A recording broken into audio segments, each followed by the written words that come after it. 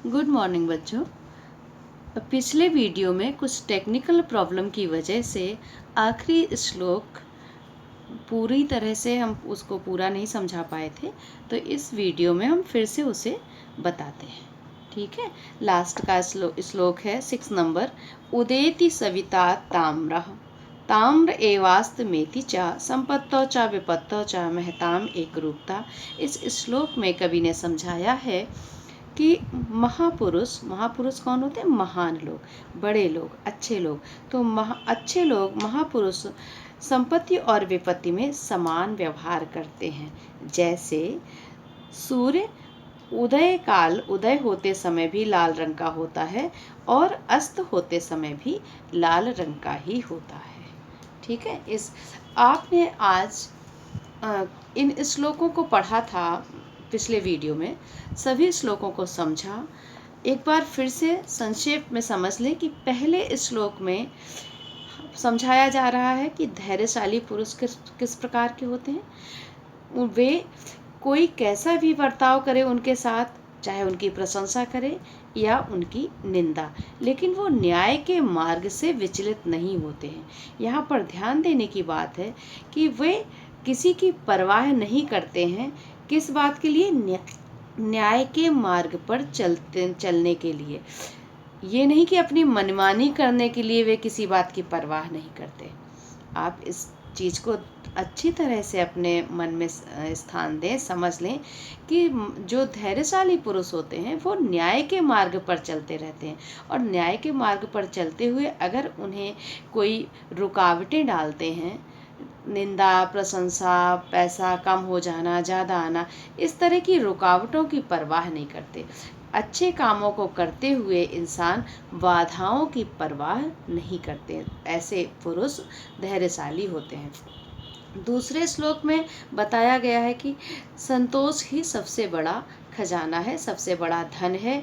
अन्य धन संतोष धन के सामने शून्य है। गोधन, एक जगह और कहा गया है कि गोधन गजधन वाजिधन और रतन धन खान, जब आवे संतोष धन सब धन धूरी समान। तो इसका मतलब है कि बड़े बड़ी संपत्तियां भी बेकार हैं अगर व्यक्ति के पास संतोष नहीं है तो। तीसरे श्लोक में बताया गया है कि मित्र और शत्रु हमारे जन्म से नहीं होते, अपने आप ही नहीं बल्कि हमारे अपने व्यवहार से बनते हैं। चौथे श्लोक में समझाया गया है कि पुरुषों की श्रेणियां 3 हैं। तो उत्तम पुरुष कैसे हैं, मध्यम कैसे और अधम। जो अधम है, सबसे निम्न श्रेणी के, लो कैटेगरी के, वो अच्छे नहीं माने जाते हैं और बुराई के ही पात्र होते हैं वो। चौथे श्लोक में था। ठीक है, पांचवें श्लोक में मुख्य रूप से ये समझाया गया है कि अलग अलग चीज़ों की वैल्यू कम होती है, लेकिन वे जब आपस में मिल जाती हैं तो उनकी वैल्यू बढ़ जाती है। जैसे मणियाँ अलग से कम उतनी मूल्यवान नहीं है, लोगों के सामने उस तरह से नहीं आ पाती। चूड़ियाँ सिंपल उतनी अच्छी नहीं है, लेकिन जब उनमें दोनों में मणियों का और सोने से जब मेल हो जाता है तो वो महत्वपूर्ण हो जाती है। जैसे कि आपने समझा 1 और 1 11 कहा जाता है ना, 1 1 11, तो वो यही उसका मतलब है। और लास्ट के श्लोक में अभी आपको हमने जैसा कि बताया, महापुरुष संपत्ति और विपत्ति में समान व्यवहार करते हैं, उन पर संपत्ति और विपत्ति का कोई प्रभाव नहीं पड़ता है। तो ये हुआ आपके श्लोकों की मीनिंग, जो कि आपको हम उम्मीद करते हैं कि अच्छी तरह से समझ में आ गया होगा।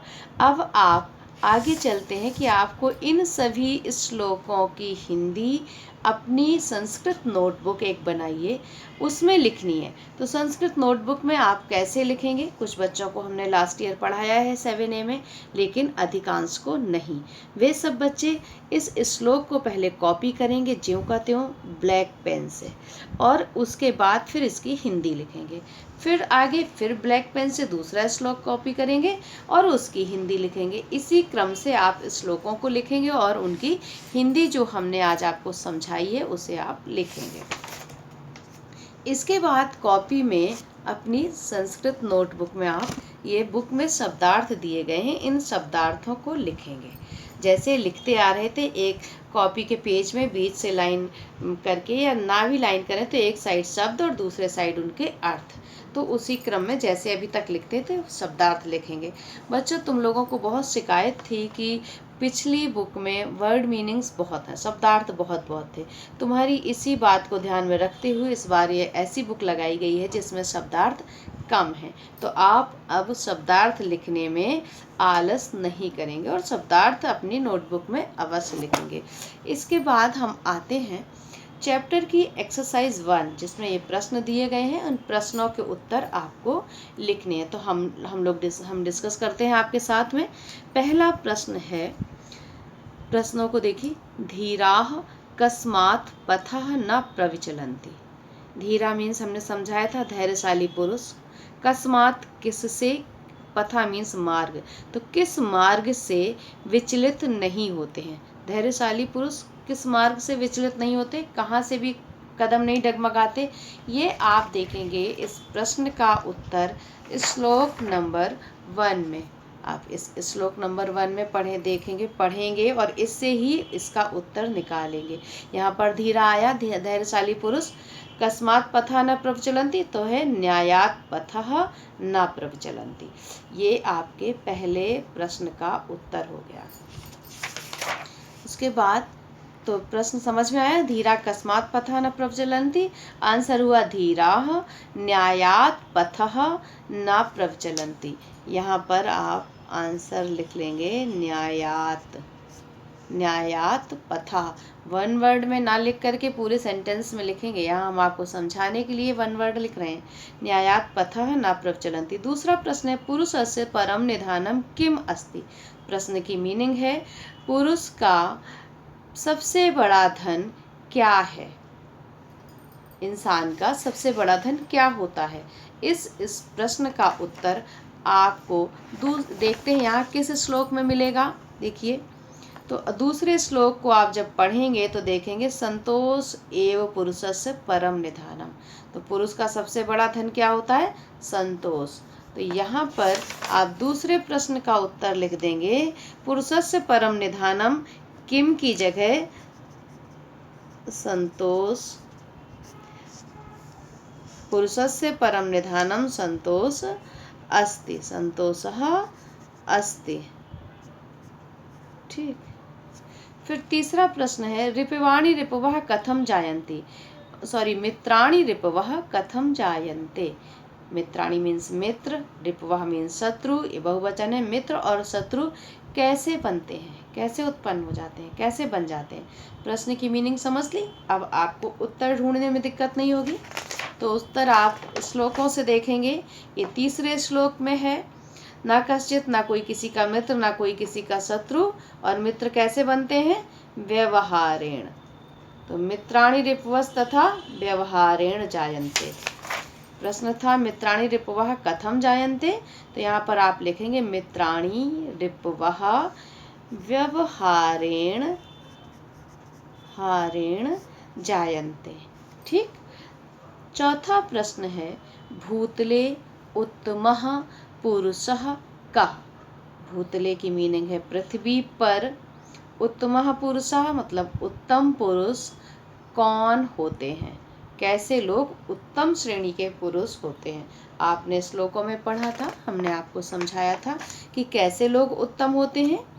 यहाँ पर चौथे श्लोक में दिया गया है, पापात् त्रस्यति। यह जो पाप से डरते हैं वो भूतले उत्तमो पुरुषः भवति। तो यहाँ पर आप लिख देंगे, भूतले उत्तमः पुरुषः कः, यह पापात् त्रस्यति, यह पापात् त्रस्यति, सः भूतले उत्तमः पुरुषः अस्ति। अब इतना बड़ा अगर आपको नहीं लिखना तो इतने से भी काम चल रहा है। भूतले उत्तमः पुरुषः कः, आप आंसर लिखेंगे भूतले यह पापात् त्रस्यति, सः उत्तमः पुरुषः अस्ति।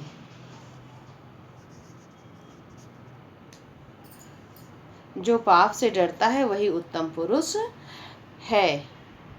यहाँ भवति भी लिख सकते हैं, भवति, ठीक होते हैं। और तो ये हो गया भूतले उत्तम पुरुषः कहा, इसका उत्तर हो गया यह पापात् त्रस्यति सह उत्तमः पुरुषः भवति। अगला प्रश्न है करः केन विभाति, हाथ किससे अच्छे लगते हैं, किस प्रकार के। तो यहाँ पर प्रश्न है आपका हाथ किससे सुंदर लगते हैं। ये देखिए आपका श्लोक नंबर 5 जिसमें है मणिना वलयेन विभाति करः। तो आप लिखोगे करः मणिना वलयेन विभाति, करः केन विभाति, करः मणिना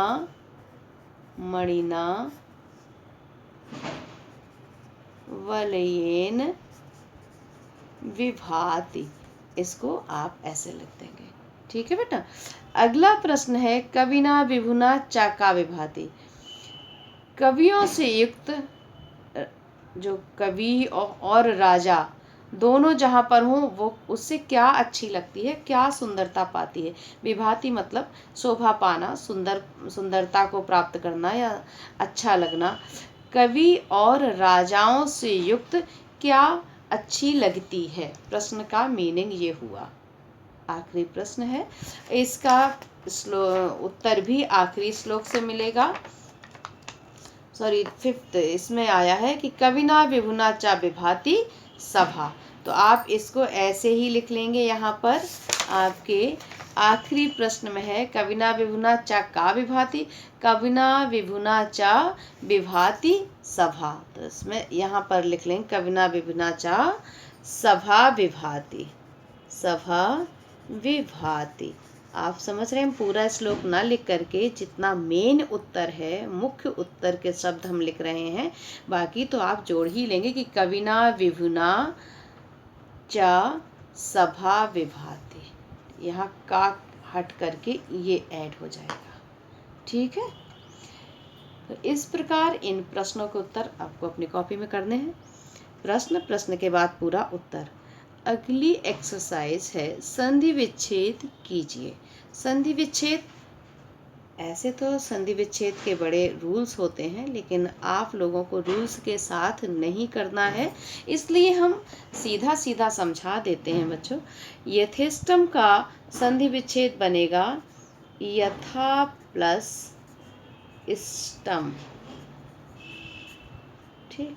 ये बुक में हम पेन से नहीं लिख सकते हैं क्योंकि ये बुक अभी हमें स्कूल से मिली है, इसलिए हम इसमें पेंसिल से लिख रहे हैं। यथा प्लस इष्टम। युगांतरे का संधि विच्छेद, युग बच्चों को आ रहा होगा, युग प्लस अंतरे। दुर्बलास्ते का इसी प्रकार हो जाएगा, दुर्बल प्लस आस्ते। और पापात्मा का पाप प्लस आत्मा। जिन बच्चों को दिखाई ना दे रहा हो, किसी प्रकार की दिक्कत हो, तो अभी वो अपना काम चलाएं, बाकी जब क्लासेस होंगी, स्कूल खुलेंगे, तो हम उन्हें कहीं भी कोई दिक्कत होगी तो उन्हें फिर से बताएंगे। परेशान होने की ज़रूरत नहीं है। लज्जापवादः का संधि विच्छेद बनेगा लज्जा प्लस अपवादः, अपवादः। यो अपयशसः का हो बनेगा यह प्लस अपयशसः,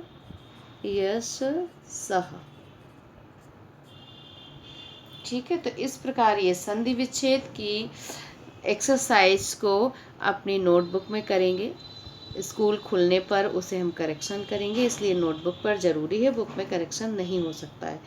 एक्सरसाइज 3 ये वाक्य प्रयोग है। ये श्लोकों से, इस एक्सरसाइज को श्लोकों से देख करके उन लाइनों को यहाँ आप भर देंगे, ठीक है। ये इस तरह की एक्सरसाइज एग्ज़ाम में आती नहीं है, लेकिन तुम्हारे अभ्यास के लिए ज़रूरी है, इसलिए इसे आप श्लोकों की यहाँ से श्लोकों की सहायता लेकर के, इनसे सहायता लेकर के आप इन शब्दों से संबंधित वाक्यों को, यहाँ लाइनों को लिख देंगे। ठीक है बेटा। उसके बाद ये एक्सरसाइज 4th जिसे आपको करनी है बुक में, ये तुम्हें लिखनी है इन बुक। न्यायात पथः न प्रविचलन्ति, ये एक्सरसाइज आपको खुद से करनी है, जैसे आप टिक लगाएंगे। फिर भी हम आपको समझा दें, सामने होते हैं बच्चे तो हम उनसे पूछते जाते हैं, अब आप लोग सामने नहीं है तो इसमें कर्मवीरा कापुरुषः धीरा, तुम्हारे श्लोक में जिससे संबंधित शब्द है उसी को तुम्हें लिखना है। तो इनसे देखेंगे, श्लोकों से मैच करेंगे और इसे करेंगे। पुरुषस्य परम निधानम, तो यहाँ पर क्या है, पुरुष का सबसे बड़ा खजाना क्या है, असंतोष है, जिसे संतोष ही ना हो, धन है या संतोष है, तो इसे क्या होगा, संतोष है। इस तरह पहले को भी हम बता दें, न्याय के मार्ग से विचलित नहीं होते हैं जो कर्मवीर होते हैं, जो कायर पुरुष होते हैं, जो धैर्यशाली पुरुष होते हैं। श्लोक में क्या था, धैर्यशाली, तो इसको टिक कर देंगे। मित्राणि रिपुवः जायन्ते, मित्र और शत्रु बनते हैं धन से। जैसा कि बच्चे कुछ सोचते हैं पैसे वाले होगे तो मित्र हो जाएंगे, तो धन से बनते हैं, व्यवहार से बनते हैं या दान करने से बनते हैं। तुम्हारे चैप्टर में इस सुभाषितानी में क्या समझाया गया है कि मित्र और शत्रु किस प्रकार बनते हैं, आपने पढ़ा, आपको समझ में आ रहा होगा, व्यवहारेण। तो इस बॉक्स में टिक कर देंगे। इसी प्रकार एक और है, ये घ नंबर, सर्वत्र निंदास्पदम भवति, सर्वत्र हर जगह वो निंदनीय होते हैं, निंदा के पात्र होते हैं। निंदा मीन्स बुराई, बुराई के पात्र होते हैं। कौन होते हैं, उत्तम पुरुष, मध्यम या अधम, समझ में आ रहा है आपको, अधम पुरुष। यहाँ पर एक्सरसाइज 5 में कोष्ठक से उचित पर्यायवाची चुनकर लिखिए।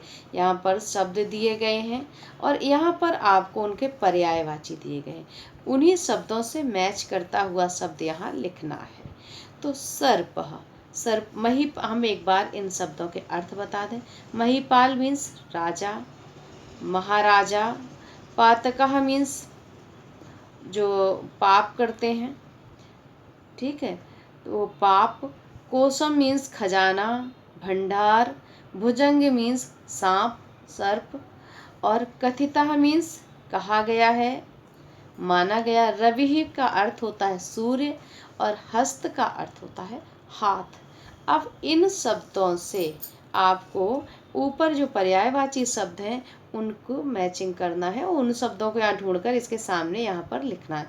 तो सर्प का समानार्थी शब्द क्या है, पर्यायवाची क्या है, यहाँ पर आया भुजंग, भुजंग आपने लिखा। निधानम का क्या हुआ, कोशम, तो इसमें दूसरे में आया कोशम। पापः का क्या हुआ, पातकः। उदाहृत का क्या हो गया, होगा, उदाहृत माना जाता है, कथितः, कथितः। विभु, विभु का क्या हो जाएगा, विभु का हो जाएगा महीपाल।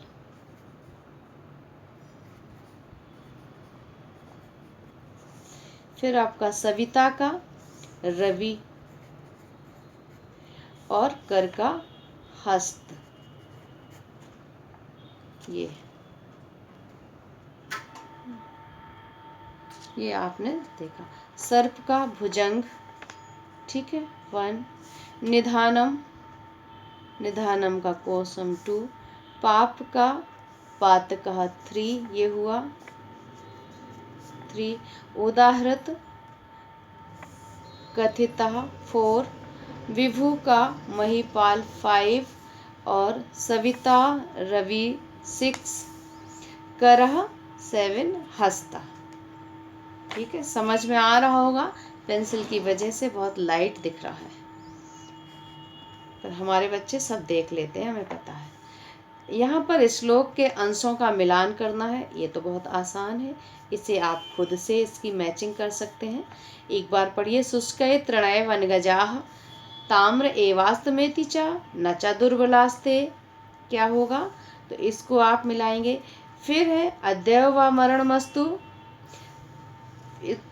आज ही मृत्यु हो जाए या युगान वलिनो भवन्ति। यहाँ पर अद्यव वा मरणमस्तु, आज ही मृत्यु हो जाए। पापात त्रस्यति यह सा एव, पाप से जो डरता है वह।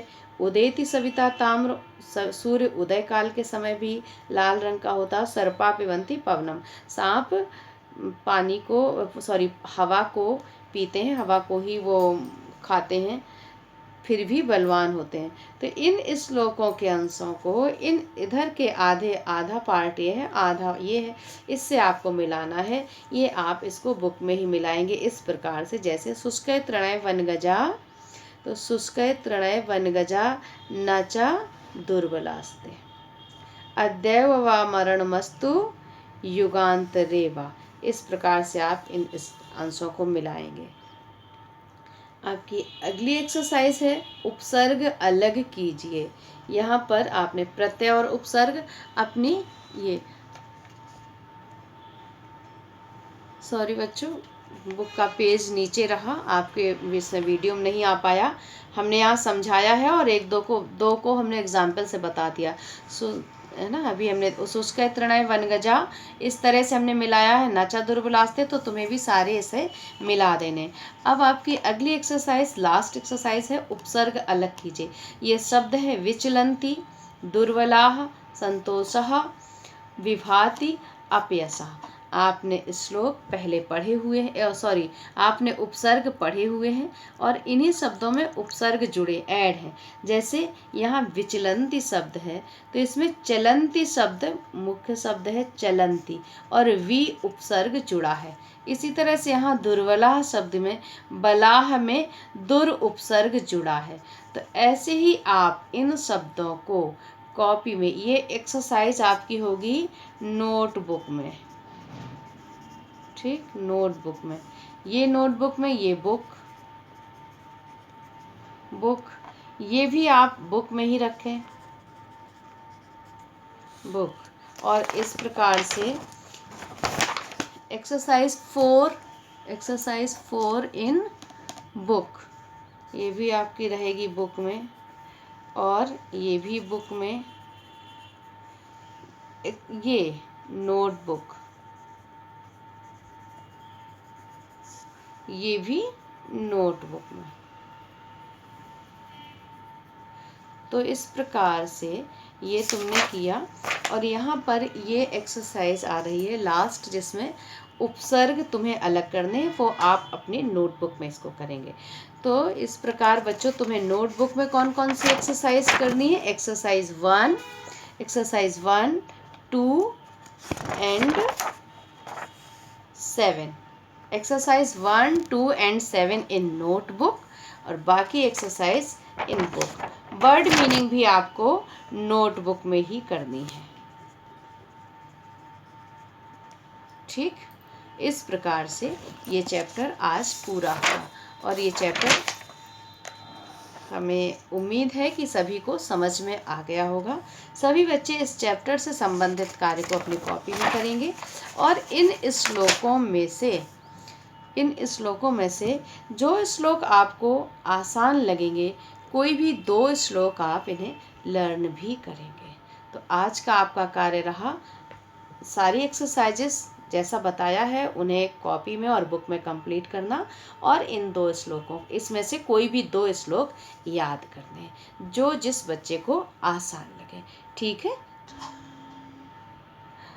इस प्रकार समझा बच्चों? क्या करना है, श्लोकों के अर्थ तो आपको पहले जैसे हमने बताए जिस क्रम से, वैसे लिखने हैं, ब्लैक और ब्लू पेन का इस्तेमाल करते हुए। और जो जो एक्सरसाइज बताई हैं वो सारी आपको नोटबुक में करनी है। नोटबुक में आपको करनी है word meaning, exercise 1, 2 and 7 in notebook, बाकी सारी बुक में करके आपको सारा काम कंप्लीट करना है। और एक सुभाषितानी के श्लोकों में से जो आपको इजी लगे वो आपको कोई भी 2 श्लोक लर्न करने हैं, ठीक है। थैंक यू बेटा।